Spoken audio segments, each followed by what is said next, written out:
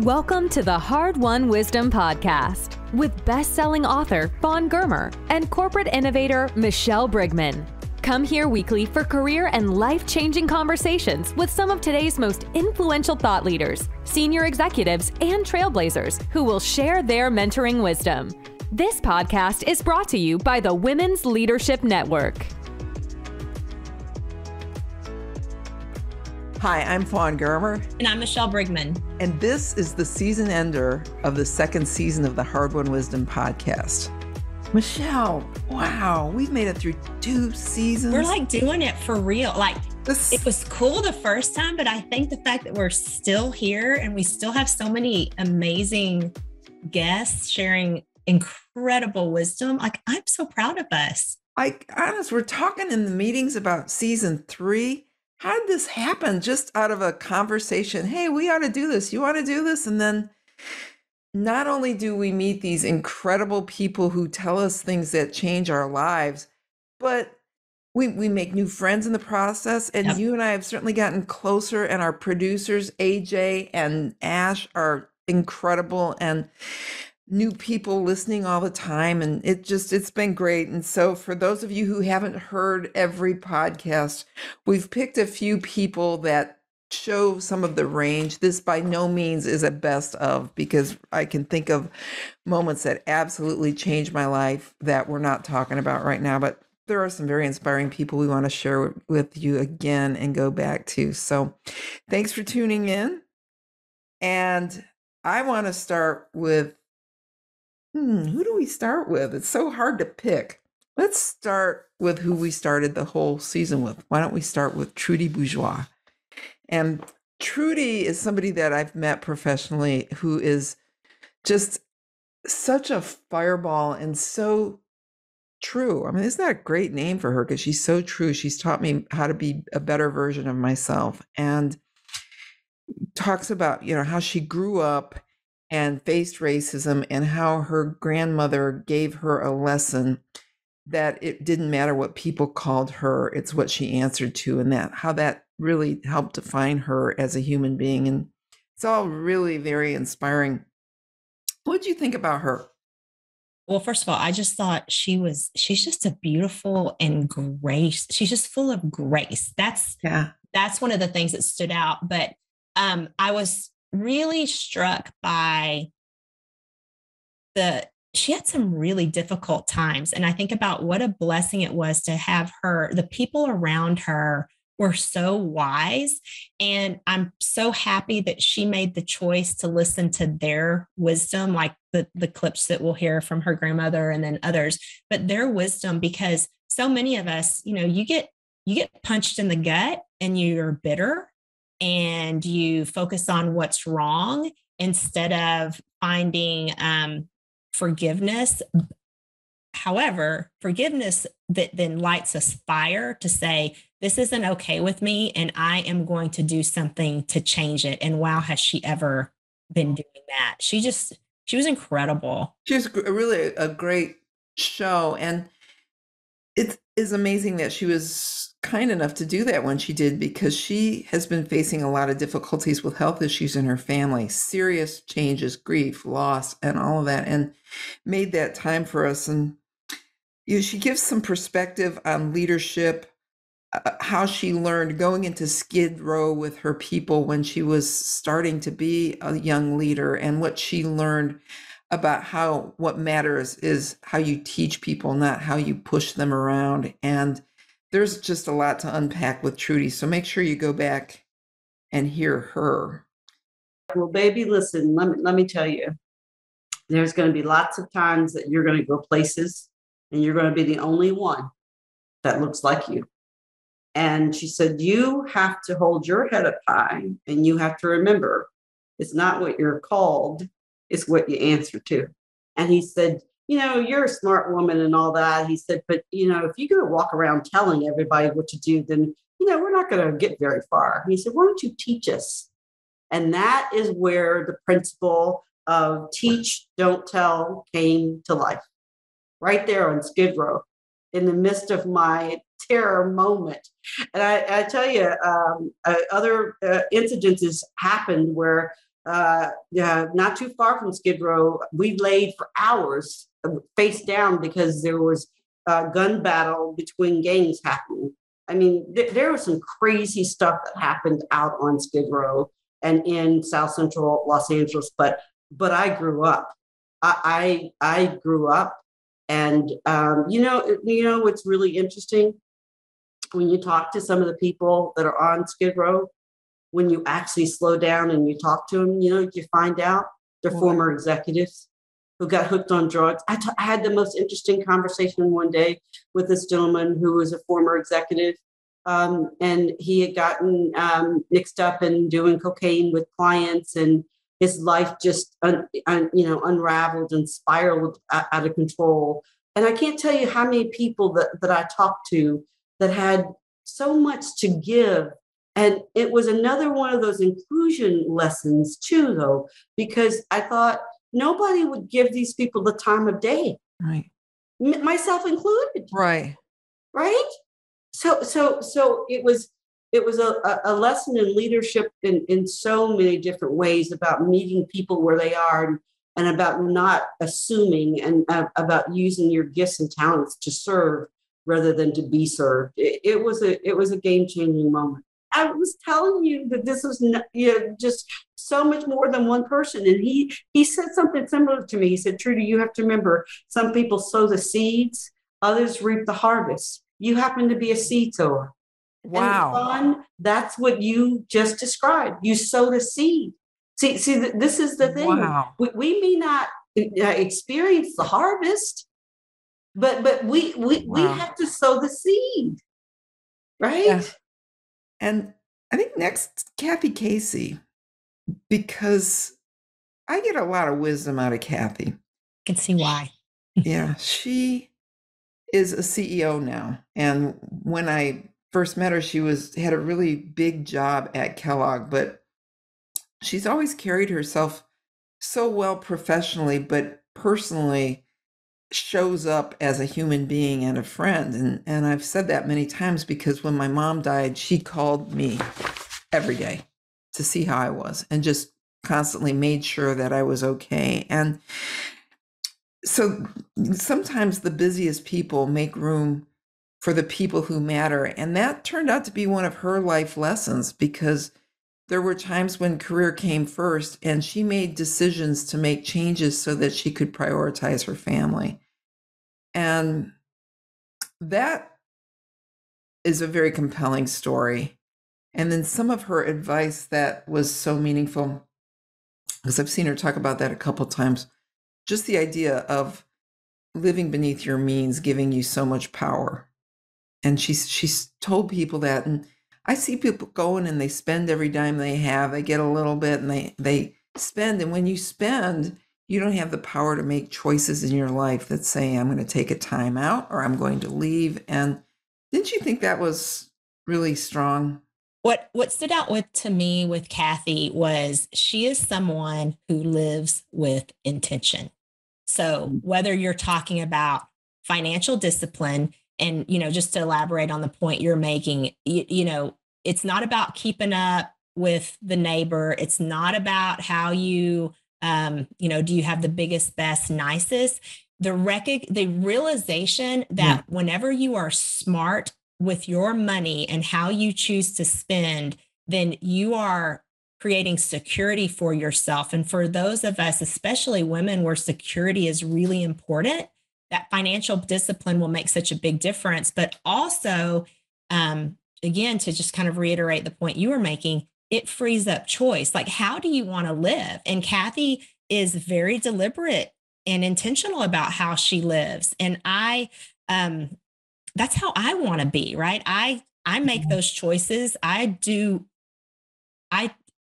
There are things that I don't have because I want to bring more in of the things I do. And I just really was fired up and, again, inspired by how she lives her life. And you could tell that her wisdom came out of some difficult times, because you're just not born with that type of perspective that she had. And the fact that, you've got to give, you've got to be of service to others. You've got to be deliberate and intentional. And you got to be nice. And right. And well, that's really important. And before we move to the next person, another big takeaway from her is how you create security for yourself professionally. Do this, she said, play well with others, because we were talking about times when she's had to lead significant layoffs, and how do you choose who makes the cut? And often it's not about talent. It's about how you fit in the culture there and in with the people and as a team player. And if you play well with others, you get more security, you're more protected. So I thought that was.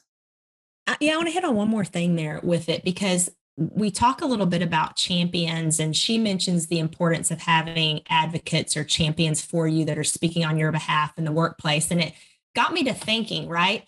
If you're a professional athlete, if you are an actor, you have agents, and those agents are out there promoting you, trying to get you the best gig. They're doing all of those things. And we're crazy if we aren't taking advantage of those agents or champions that exist there within your company or in your professional network, because they have leverage, they have access, and they have influence with the people who are making the decisions far above what you have. And it's just so important that you make an investment there. And I appreciated Kathy's perspective on that. That is so true. Yeah, the only thing I say about money, and Fawn and I, we talk about money. One of the secrets to me in life is actually to live significantly beneath your means, because when you live beneath your means, you're in a position that you can take some risk. You can work through problems. You can handle setbacks. And if you choose to live your life in a certain way that you're paycheck to paycheck and struggle in that way, it really limits your opportunities. And I do say money does not bring you happiness, but money does sometimes allow you to do some things that actually will bring you joy. I've heard someone say one time, which I thought was powerful, was, life is about triage. Decide where you're going to be and when you're going to be there. And when you're there, bring your whole self, because you're not guilty about being at a soccer game, and you're not guilty about being at work, because you're there by design. 3 words: play well with others. I guess it's 4 words. Well, hey, I can tell you I've been in the room. Again, this is going to be distributed, but if somebody does good work and they play well with others, usually when you're filling in spots on a restructure seat, they're going to find a job, because you might even make jobs for them because they're really good talent and they add to the quality of the organization. If you don't play well with others and you create environments that are toxic, you'll be the first one let go in a restructure, because often corporations use restructures not only to upgrade the talent, but to pick the best talent and keep the best talent on the team, right? And so I will tell you, there's been times when I have created jobs for people in restructures because I knew the talent that person had. And just because the box wasn't there didn't mean we wanted to keep them in the company. And so never underestimate playing well with others. Well, and that right there is screaming to the audience about, this is why you better have an advocate, a champion, somebody that's in the room that is talking about how well you play with others, particularly if you're in a more junior role. Because if you don't have someone that's in that room to say, wow, this person does play well, then it puts you at so much risk. You could have all those qualities, but if they don't know it, and you can't always just rely on your boss, even if they're the best boss, you got to do the work to build that support structure around you. Well, it's interesting. I completely agree with you, Michelle, because your boss may not be in the room. Often, as you know, when you do restructures, and I've worked 30 years in corporate America, unfortunately, I've been part of a lot of them. When you do restructures, they're so confidential that actually the org structures usually come down from the top, and the placement of the people come down from the top. And often your manager may not even be in the clue, in the know, or in a position to advocate for you. And it happens all the time. Like, how did that person lose their job? They're so talented, right? And so I think it's what you had said. Find a sponsor in the organization. Sponsors are different than mentors, right? Mentors help you build your skills. Sponsors advocate for your career development. And you have to make sure that if your boss isn't in the room, that your boss is advocating for you, it's uncomfortable to brag about your own results. Humans, we don't like to do that. You got other people to brag about your results for you, and then make sure that you have opportunities to connect with broader groups. Get involved with teams, ask to meet and connect with other managers, seek out mentors and sponsors, join some of the resource groups at your work. So you meet a diverse group of people that maybe go across function or department so that you can expand in people that connect with you. So if you do get in one of those vulnerable spots, to your point, more likely somebody's going to advocate for you. Why don't you take the lead on Pip? Because what a great show that was.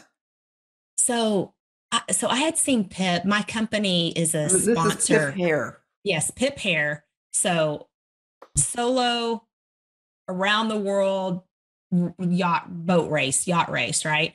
She is, or sailing. Maybe I want to say it like that, sailing. But I first was introduced to Pip just through a sponsorship that my company does. Her boat, Medallia, is named after. And we just really followed her the first time that she did this around the world race.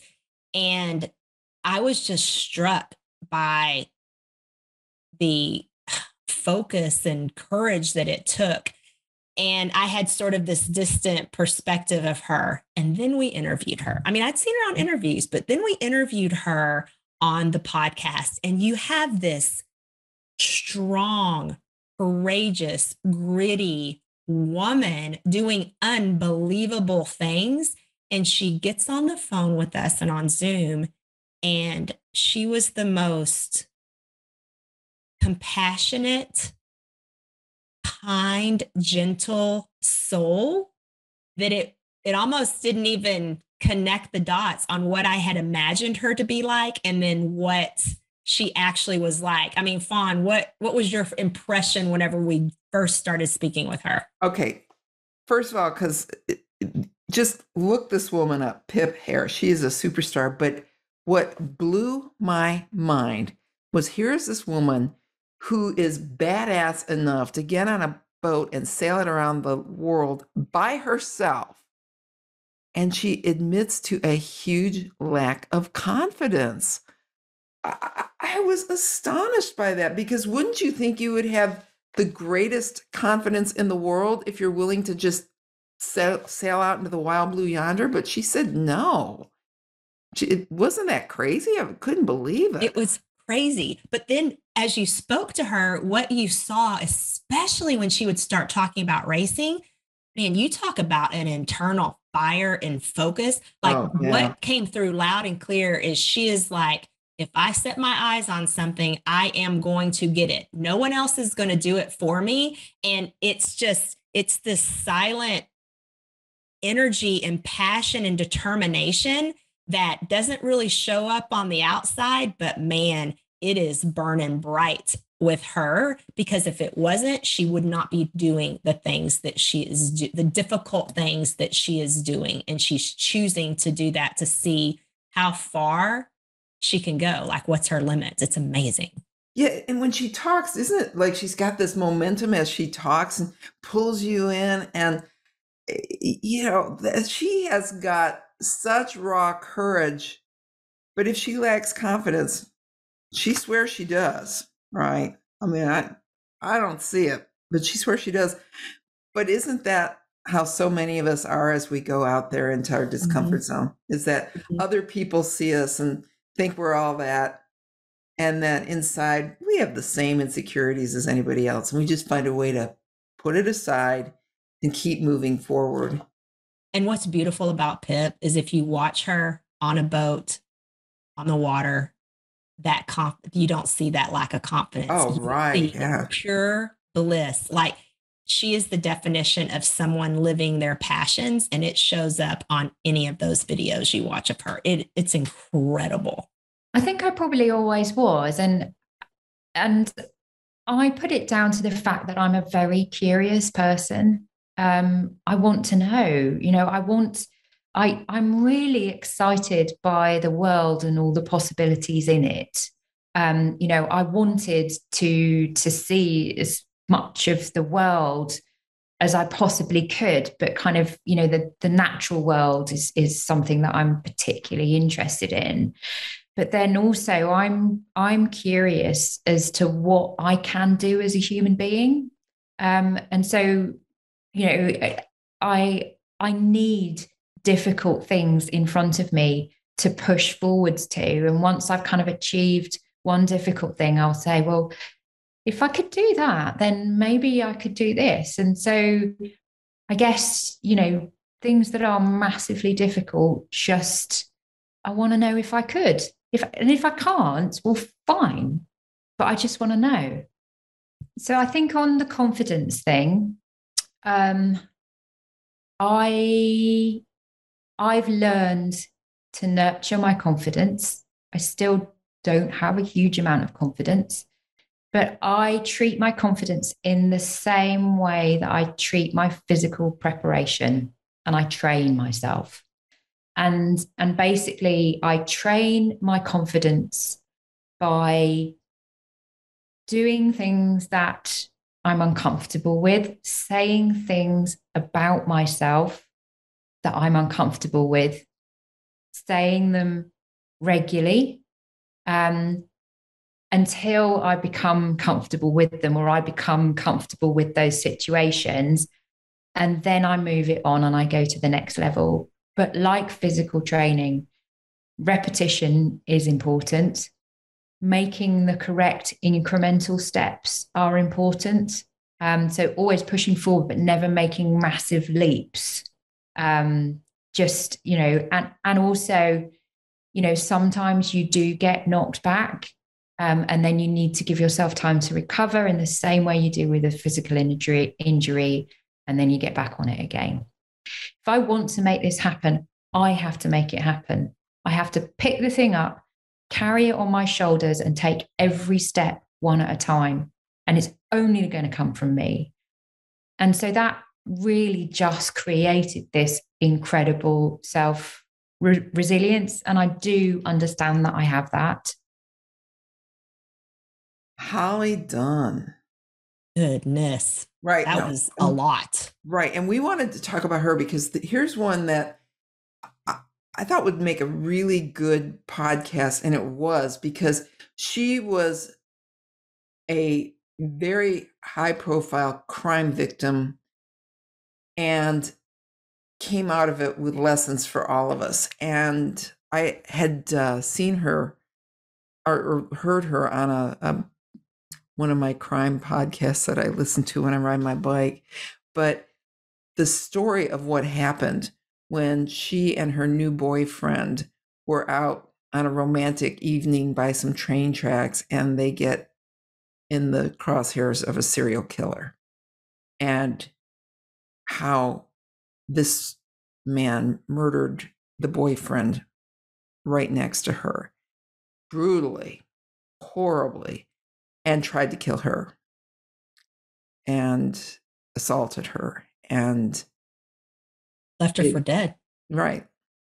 And she would have been if she weren't the kind of, never quit person that she was. I mean, it's just, when you listen to that, it's a very compelling podcast. I mean, the things she did to save herself and leave evidence, and she was just always thinking 2 steps ahead. So I learned from her in that way. But then the aftermath of the story was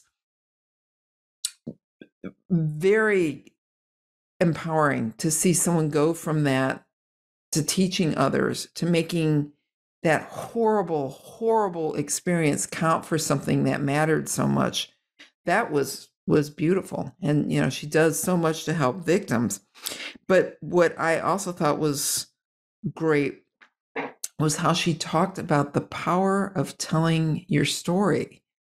And I know a lot of the people who listen to us have their own stories that are secrets.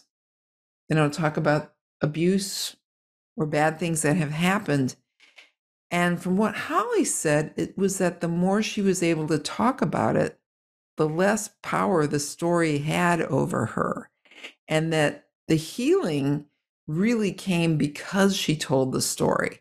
So she was just a 1 in a million encounter.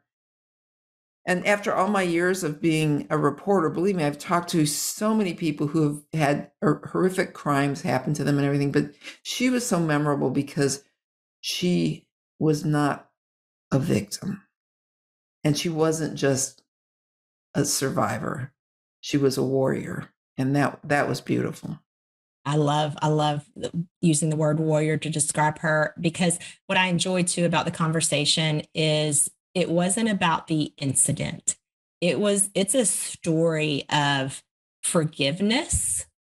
It is a story of healing through the things that are unimaginably brutal and awful. And for those of our listeners who they have something they're carrying that's dark and it weighs them down, I think there's so much wisdom that you'll get from Holly's story about how to push through and not just survive, but thrive. Yeah. And I should mention that the serial killer was actually a highly publicized killer, the railroad killer. So many of you have probably even heard of him. But she did teach us that you can thrive no matter what. And another lesson was that this can happen to anyone. Yeah. And she said that because it happened to her once doesn't mean she's immune from something bad happening again. So it made her more careful about the decisions she makes, about where she's going to go and how she's going to carry herself. So I hope you go back and listen to her. That's just a really interesting moment for sure. You know, for me, telling this story over and over again, and as many times as I've done it, has helped it lose its power over me. This story no longer has power over me. I have complete control over it. And I want everybody to know what happened. So I'm able to, tell it. And it's because I've told it so many times and it's lost its power. And that's what's amazing. Once you get that story outside of you, and that's what I tell everybody, any kind of hard stuff that you go through, to get that story outside of you, no matter how you do it, it helps it lose its power over you, even if you only do it once. And that's the hard part. Is it's really hard to prepare people for something like this because nobody expects anything like this to happen. This is not this, especially my event that I had happen. This is so out of the normal that no one expects this kind of right. thing. I think a big thing that you have to know is that anything can happen to anyone, that you are not immune to bad things happening, no matter what has gone on in your life. Even myself, I'm not immune again to bad things happening. But I think if you have kind of an awareness of that they can even happen, you're in a better spot, because you just having that awareness helps you make different decisions that possibly wouldn't put you in that situation. And then China Widener. Wow. Right. Wow. China, boy, I kept listening and thinking, this person needs her own Oprah network. You could have the China Widener network, because she could just talk and inspire and teach you. And she's extremely successful in, we'll just say, the biggest consulting firm you can be successful in, and has taken a lot of career risks and has this just very powerful security about her, doesn't she? She knows who she is. Like, that's the thing I would say. China has known who she is from the time she was a little girl, because of what was poured into her in terms of her value and worthiness in this world, and her ability to speak her voice, stand in her own power, speak her voice. And it has carried her through this entire professional and personal journey she's been on. And that is what exudes from her. Like, I want to have that type of influence on my own children and the mentees I come across. That's what, you don't have to agree with her, right? I mean, there are choices that she made that I wouldn't make for myself, but I understand and respect her decisions. And I'm just in awe of her, ownership of it. Yeah, and she was born poor. I mean, she built her personal empire out of this strength that her parents conveyed to her. And boy, that tells you a lot. She said that, the big lessons were, God, engage and meet the world head on. And so she did that. And a chance meeting in college gave her an opportunity that she either could have taken or not. And boy, did she do that. And she says, she's so confident. I love that she's like, she knows she's going to try a lot of things because the more things she tries, the more successful she's going to be. But she also does that knowing that some of those things she tries won't work out. And she doesn't care because there's going to be more success than, and I don't want to ever use the word failure with her because it just leads her to something else, but she'll win way more than she doesn't win. And China's episode is one of those that if I were to pick a few that the people that listen come back and go, oh, wow, China is definitely at the top. So if you're looking for life and career wisdom and inspiration and practical tips, you got to go back and listen to China. And so what she represented and what she always said to us, which was, just because you are born here doesn't mean you are of here. And that's a function of what you choose to do in your life. So while we grew up in really the inner city, what we always understood was the options and choices were about whether we were willing to go out, engage, talk to, do the work, if you will, and not other people's work, just our best work. And so those messages, right, around sort of recognizing that you have to meet the world head on, in her words, head up, shoulders back, chest out. And then what happens will happen. And so that part of the nurturing of me is also a lot of, to your point, around the notion of I'm always willing to take on the next thing. It's because those were my messages, right? My parents said, why not you? Why not that? Why not that opportunity? And so I get that they won't all turn out, but I also get that more of them will, the more I engage. And then there's proxy. Proxy is about what you choose in life. That's the adultness, right? That's the leaving the family nest and saying, who do I want to be? Who do I want to be with? Who do I want to be around? What do I want my friend circle, my professional circles all to look like? And how am I going to make those choices? That's the proxy part of who we are. And in my world, it is a rich fabric, I have to say, because it's again, a function of substantively, who are you? What do you want? Who am I? What do I want? And how do those things mesh? It's in fact, if you think about Fawn, how we met, it was a bit of that, right? It was, oh, I'm fascinated by what you're saying. You have interest in what I'm saying. Let's have a conversation about that. On the surface, we might not look like we would become friends, but if you just scratch a little bit, what you find is you get some really interesting relationships over time that are unexpected and frankly, jewels throughout the course of your life. It was fascinating because it allowed me today to be comfortable not being the smartest person in the room, being comfortable. I'm not the most experienced person sitting at this table, but that's okay. Yeah, we've had some really great wisdom come through on the podcast and some strong stories. And, one we're not talking about here is Mary Greco, who talks about this book on forgiveness that she wrote. And to me, that one was just killer because she gave me strategies for how to heal things that haven't healed.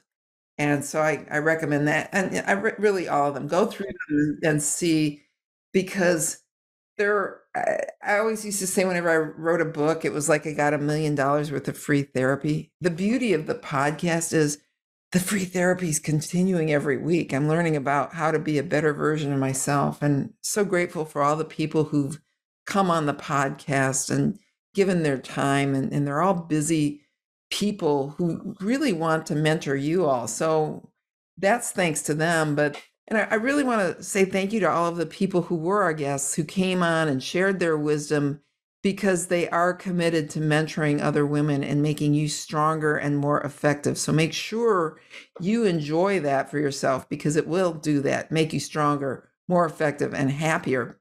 And then finally, I want to thank you for tuning in, because We do it for you. We want to serve you. So stay in touch with us. Let us know what's going on in your lives, what we should touch on as we go forward. The next season's coming up. We've already recorded some of the podcasts, and it's going to be killer. So we look forward to seeing you next time. And thank you so much for being a part of this with us.